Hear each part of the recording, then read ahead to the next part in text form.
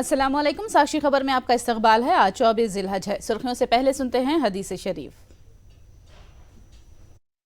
बिस्मिल्लाहिर्रहमानिर्रहीम।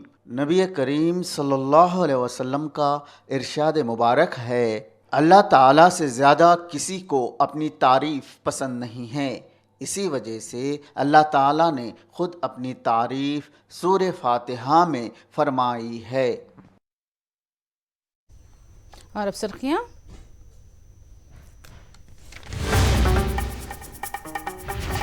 तिरुपति में 2,900 करोड़ की लागत से शाहराहों की तामीर व तरक्की, मरकजी वजीर नितिन गडकरी ने रखा संगे बुनियाद। पुरंदेश्वरी ने एपी बीजेपी की सदारत संभाल ली, किया बीजेपी के इस्तेहकाम का अज़्म। यमुना नदी खतरे के निशान से ऊपर बह रही है, दिल्ली में सैलाब जैसी सूरत हाल, सड़कें झील में तब्दील। चंद्रयान-3 खला में कल भरेगा उड़ान, इसरो ने अहम संगे मील की तैयारियां मुकम्मल कर ली।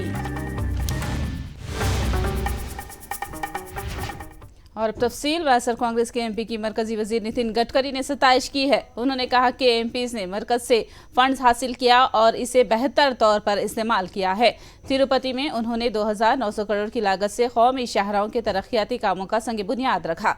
गडकरी इस मौके पर ऐलान किया है कि एपी से होते हुए 7 ग्रीन फील्ड्स शाहराहों की तरक्की को यकीनी बनाया जाएगा। गडकरी ने बताया कि शाहराहों की तामीर से एपी की सनती तरक्की भी तेजी से होगी। तिरुपति एमपी गुरुमूर्ति ने इस मौके पर तिरुपति बस स्टैंड की जदीदकारी और शाहराहों की तौसी के लिए मरकज से फंड मंजूर करने की गुजारिश की।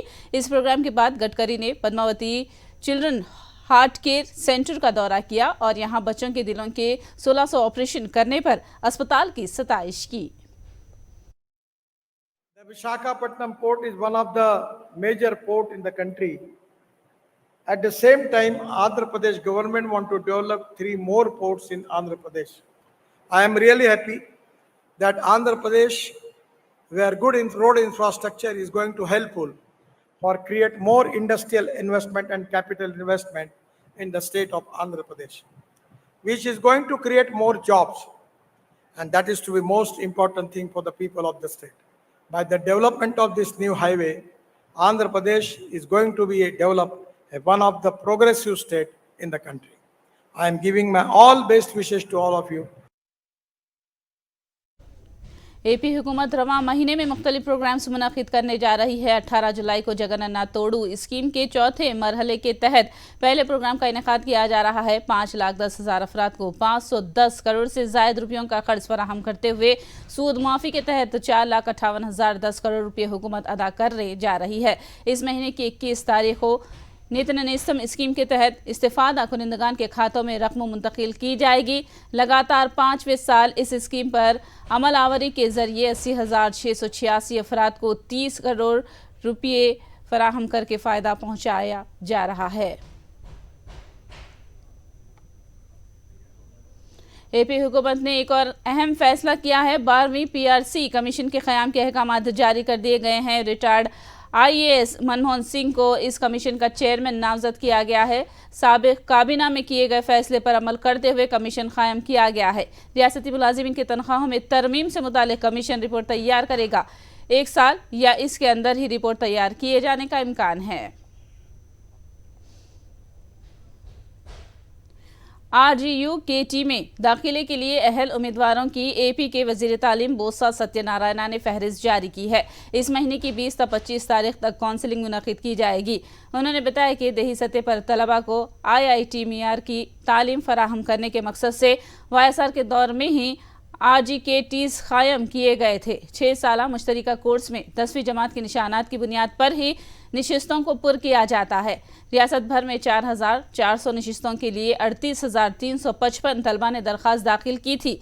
रियासती वज़ीर ने बताया कि 10वीं जमात में 598 निशानात हासिल करने वाला तालिब इल्म का भी इस कोर्स के लिए दरख्वास्त दाखिल करना IIIT में सहूलतों की फराहमी का सबूत है। రాష్ట్రంలో ఉన్న క్యాంపసెస్ 4 క్యాంపస్లు ఉంటే 1 నూజివీడు, 2 ఆర్కే వ్యాలీ, 3 ఒంగోలు, 4 శ్రీకాకుళం హెచ్ఎల్లో. ఈ 4 క్యాంపస్లో ఉంటే ఒక్కొక్క క్యాంపస్లోనూ 1100 మంది మరి స్టూడెంట్స్ని విద్యార్థుల్ని ప్రతి సంవత్సరం కూడా చేర్చుకోవడం జరుగుతుంది. దానికోసం 38,335 మంది 355 మంది విద్యార్థులు మరి దరఖాస్తులు చేసుకున్నారు. దాంట్లో ప్రభుత్వ పాఠశాల నుంచి వచ్చిన వాళ్ళు వచ్చి 23,628 మంది విద్యార్థులు దరఖాస్తు చేశారు. 599 అంటే 600కి 599 మార్కులు వచ్చిన అతి హైయెస్ట్ మార్క్స్ వచ్చిన విద్యార్థి ఫస్ట్ ఇందులో ప్రవేశానికి దీంట్లో దరఖాస్తు చేసుకోవడం అని చెప్పడంలో నిజంగా కూడా గర్వపడుతున్నాం. అంటే లాస్ట్ మార్కు వచ్చిన ఈ 4,400 మందిలో ఆఖరి మార్కు వచ్చిన వాళ్ళు వచ్చి మా రోస్టర్ కాకుండా తీసుకుంటే 543, అదే రిజర్వేషన్లో తీసుకుంటే 549. कृष्णा जिले के कनगीपाड़ू मंडल के एड़पुगल्लू में जनसेना कारकुनों ने गैर जरूरी फुर्ती दिखाई। एड़पुगल्लू के सेक्रेटरीट की दीवारों पर जनसेना और जेएसपी की तहरीरें दर्ज की। वहीं पास में मौजूद आरोग्यश्री बोर्ड को नुकसान पहुंचाया, बोर्ड पर रंग लगाया और वजीर आला जगन की तस्वीर को उभार दिया। वॉलंटियर्स और सेक्रेटरीट के अमले का कहना है कि पवन कल्याण की गिरी हुई हरकत पर तनकीद किए जाने पर बरहम जनसेना कारकुन अब हमलों पर उतर आए हैं। सरकारी इमलाक को नुकसान पहुंचाने पर उन्होंने पुलिस में शिकायत दर्ज कराई। वाकई की खबर मिलते ही मुकामी एमएलए के पार्थसारथी ने जाए वारदात का दौरा किया। కళ్యాణ్ గారు వాలంటీర్ల మీద చేసినటువంటి అనుచిత వ్యాఖ్యలను ఖండిస్తూ వాలంటీర్ వ్యవస్థ అనేది సచివాలయ వ్యవస్థలో అంతర్భాగం కాబట్టి మేము సచివాలయ ఎంప్లాయీస్ యూనియన్లో కూడా యాక్టివ్గా ఉండడం వల్ల వాటి పక్షాన ఖండిస్తూ సాక్షి టీవీలో జరిగినటువంటి డిబేట్లో పాల్గొనడం వల్ల దాని తదనంతరం జరిగిన పరిణామాల్లో ఈరోజు ఉదయం సచివాలయం ఇడుపుగల్ 2 సచివాలయం దగ్గర ప్రభుత్వ ఆస్తులను ధ్వంసం చేస్తూ ఇక్కడ ఉన్నటువంటి ఆరోగ్యశ్రీ బోర్డుల్ని అలాగే గోడలపైన విచిత్రమైన మాటల్ని రాసి అనేక వదంతులు సృష్టించడానికి కారణమయ్యారు. కాబట్టి ఎవరైనా కానీ ఏదైనా కానీ దయచేసి ప్రతి ఒక్కరు కూడా ఏం జరుగుతుందో తెలుసుకోవాలి. వాలంటీర్లు అనేవాళ్ళు ఇంటికి వచ్చి సంక్షేమ ఫలాలను అందించే వారధులే తప్పితే వాళ్ళేమి ఆడపిల్లల్ని ఎత్తుకెళ్ళి హ్యూమన్ ట్రాఫికింగ్ చేసే నేచర్ కాదని తెలియజేస్తూ वॉलंटियर्स पर नाजिबा रिमार्क करने वाले जनसेना सरबरा पवन कल्याण पर विजयवाड़ा की कृष्णा लंका पुलिस स्टेशन में केस दर्ज किया गया है। वॉलंटियर डी सुरेश बाबू की शिकायत पर पुलिस ने दफा 153A 505 क्लॉज 2 आईपीसी सेक्शन के तहत पवन कल्याण पर केस दर्ज किया गया। वोटों की सियासत से परे मरकज एपी हुकूमत के साथ ताउन कर रहा है। एपी बीजेपी की नई सदर पुरंदेश्वरी ने ये बात कही। उन्होंने आज एपी रियासत की बीजेपी ओहदे का जायजा हासिल कर लिया। इस मौके पर उन्होंने कहा कि कारकुनों और कायदीन के ताउन के साथ बीजेपी को मुस्तहकम करने की कोशिश करेंगी।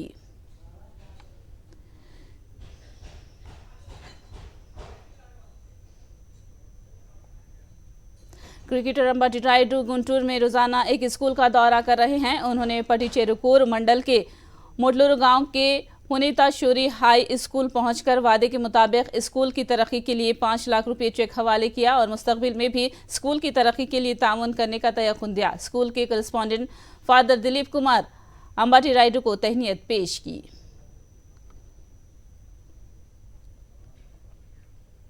एपी के इलाकों में बारिश का सिलसिला जारी है। राजमंडी एल्लूरू के अलावा कई इलाकों में हल्की से तेज बारिश दर्ज की जा रही है। बारिश के पेश नज़र नदी नाले लबरेज होकर बह रहे हैं। जंगारेड्डीगुड़ेम मंडल के पटेनापालेम के करीब जल्लेरू नाला शिद्दत के साथ बह रहा है, जिसके सबब एजेंसी देहातों से दीगर इलाकों को आमद रफ्त मुनक़ता हो गई है। बारिश का पानी सड़कों पर भर जाने के सबब कई नशीबी इलाकों में पानी भर गया है।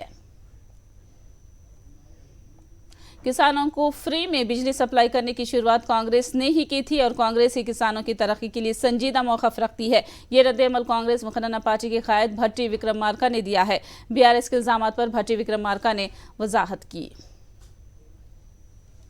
पीसीसी प्रेसिडेंट చేసినటువంటి వ్యాఖ్యలు వక్రీకరించి కాంగ్రెస్ పార్టీ ఏదో అసలు ఫ్రీ పవర్ ఇవ్వదు అని చెప్పేటువంటి ఒక పెద్ద ప్రచార ఆర్భాటానికి తెరలేపారు టీఆర్ఎస్ బీఆర్ఎస్. వీళ్ళది గోబెల్స్ ప్రచారం అంటే ఉన్నది లేనట్టు లేనిది ఉన్నట్టు చేసేటువంటి ప్రచారం.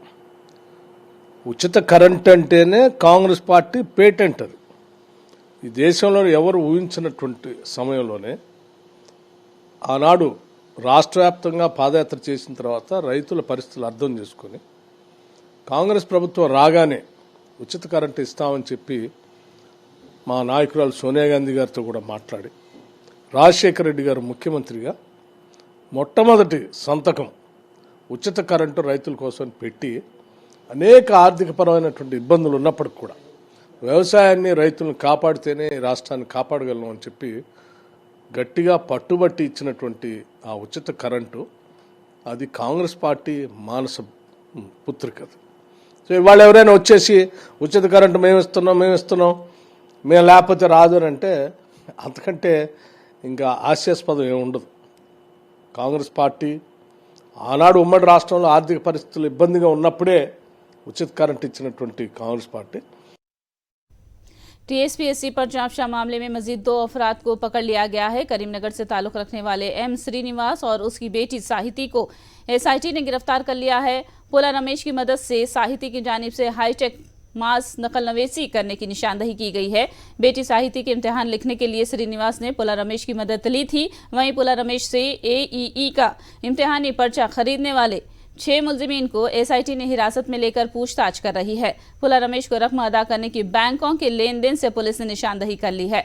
ताज़ा गिरफ्तारियों के बाद टीएसपीएससी पर जांपशा मामले में गिरफ्तार होने वालों की तादाद 80 तक पहुंच गई है।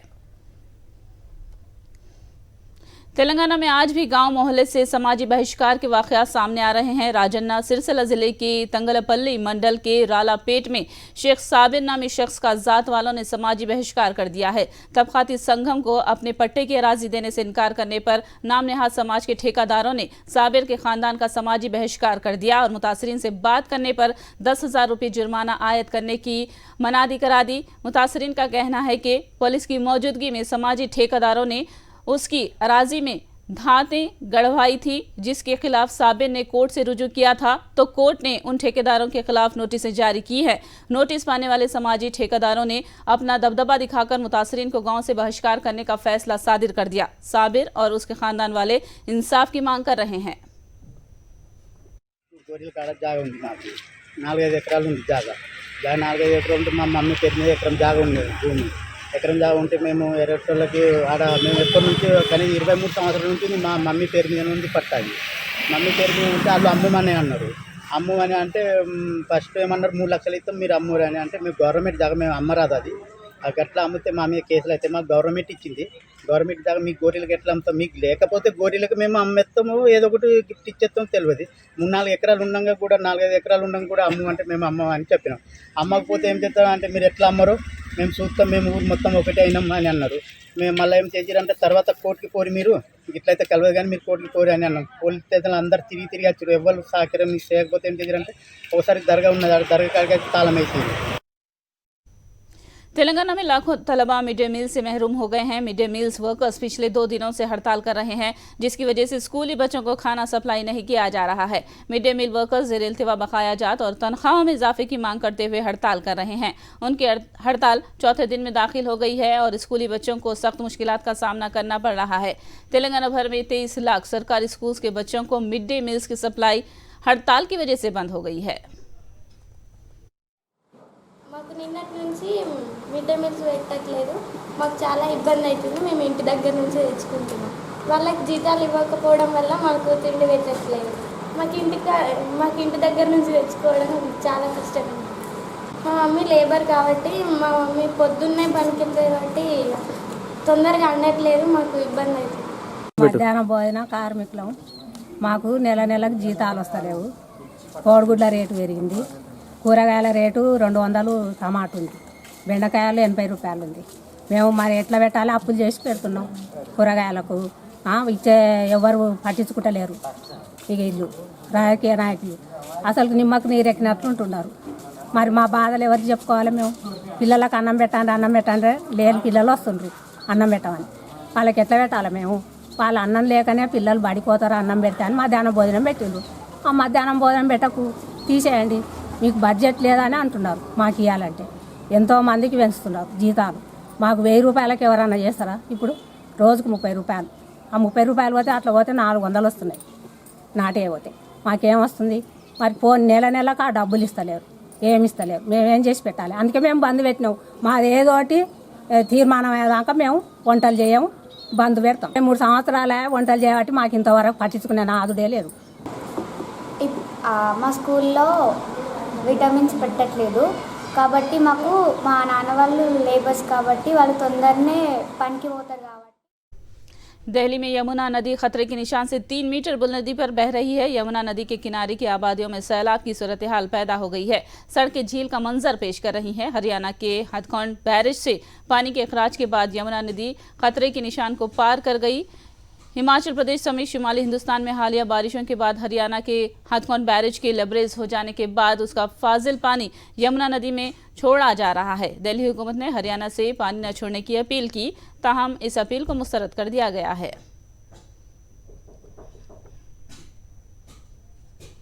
सैलाब जैसी सूरत हाल दिल्ली की ring road civil line area की है।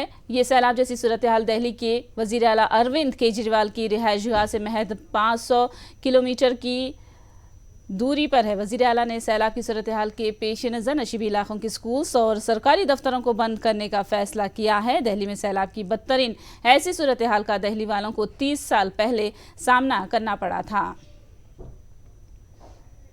यमुना नदी के किनारे सड़कें झील का मंजर पेश कर रही हैं। सड़कों पर पानी जमा हो जाने से आमद-ओ-रफ्त मुतासिर हुई है। कारें, गाड़ियां सैलाब के पानी में डूब गई हैं।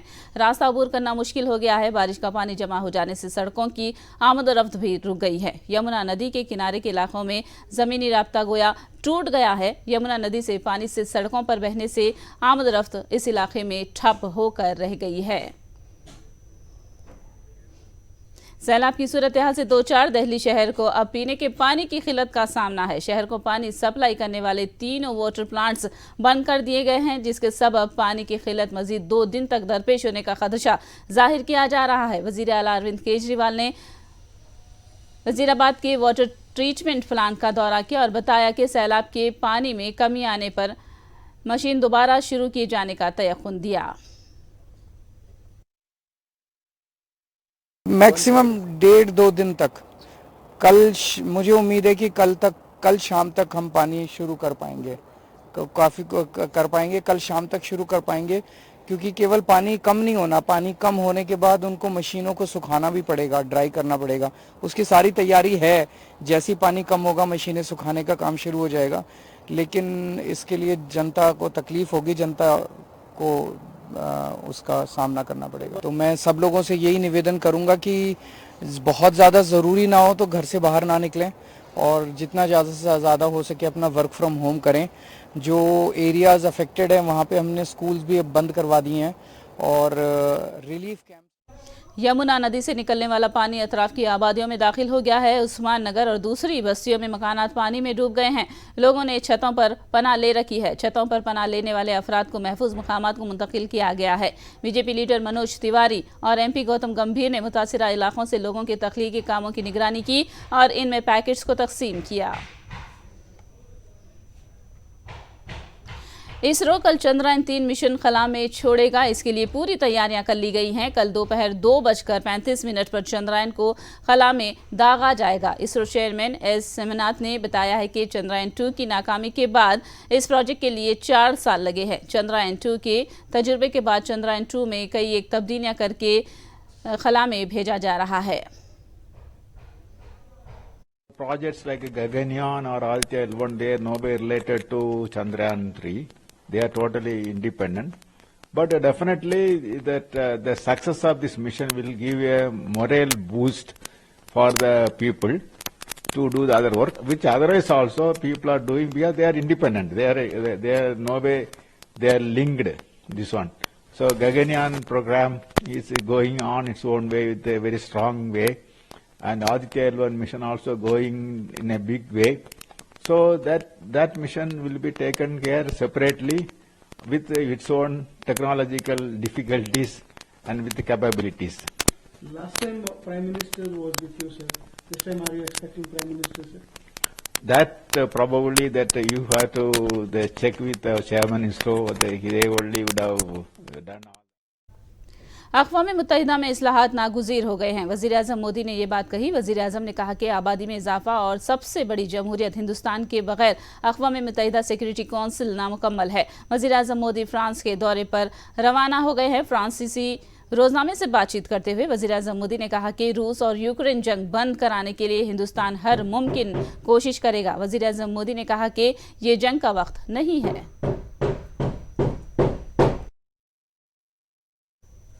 आखिर में सुर्खियां एक बार फिर।